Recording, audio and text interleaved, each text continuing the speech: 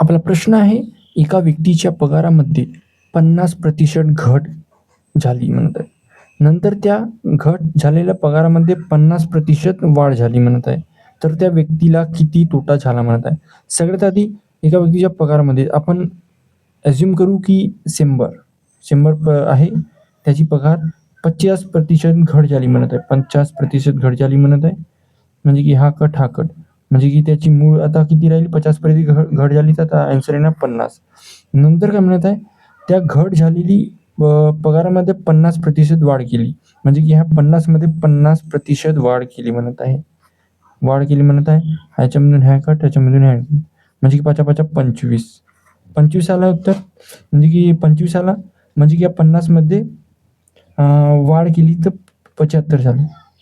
तर 75 आपला 50 25 75 ही आली त्याची मूळ. तर त्या व्यक्तीला किती तोटा झाला म्हणत आहे. तर मूळची किंमत किती होती, 100 मधून 75 गेले, किती राहिले 25. म्हणजे की त्यांना 25% तोटा झाला. हाच आपला उत्तर आहे.